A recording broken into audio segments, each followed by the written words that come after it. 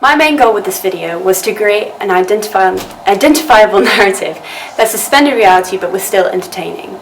I chose Mat Kearney's Ships in the Night because it was an indie/alternative song, but it challenged the genre by being more positive in its message and in the sound of the song. And it was an interesting side of the genre that I wanted to explore.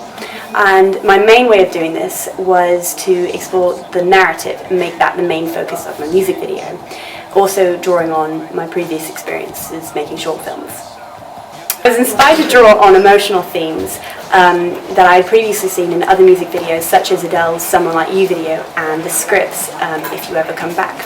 And these are more realistic videos in that they don't contain as many of the codes and conventions that you would normally find in the indie genre, which are more angsty, such as drugs and alcohol and everything. Instead, they draw on the emotional response from the audience. Thank you very much. And because of this, the narrative had to be very, very strong. So I decided to choose locations and actors that reflected reality in a way that my audience could understand and relate to, and that was how I would draw in my audience. The casting, I decided to cast two, a male and a female, that were in their mid-20s, who looked normal and looked as if they lived everyday lives, and in a way it could be dull, but that's what made the story, I think, good and believable. This reflected the fact that the music videos and music industry is going in a direction that is more realistic and less heavily edited and performance-based music videos. And so, like I said, the locations and my actors were something you would see every day, rather than something that would be recorded in a studio.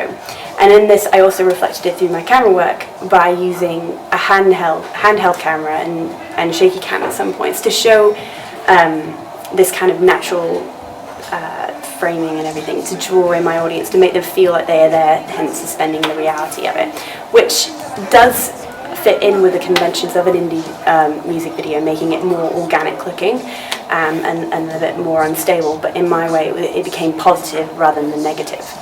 And with this, it fitted in with the editing. Even though my video is heavily edited, it's not as noticeable, say, as a performance music video that would maybe be in a studio.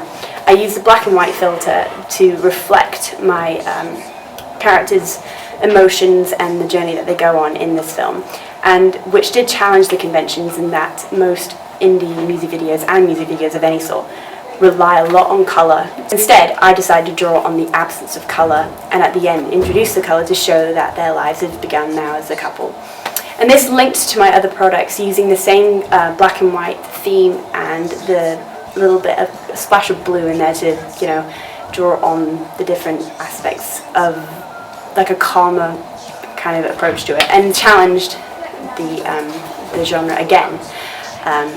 But they all linked together in a way that I thought that was effective, in that everything looks the same, and I use the same characters on every single product to make it identifiable as a group, as a set, so the audience would then, and if it was produced, the consumers would be able to notice, see the music video, recognize the poster, and then buy the digipack. So it can be argued that my video is challenging the indie genre in that it's much more positive in its narrative. The characters themselves seem to be more everyday than the normal colourful characters of the indie genre, and also the absence of colour in my video. But I would also challenge that it is now more fitting with what the industry is moving towards, which is a more realistic side of life rather than performance. And what draws the audience in is seeing something that they can see every day rather than something out of the ordinary.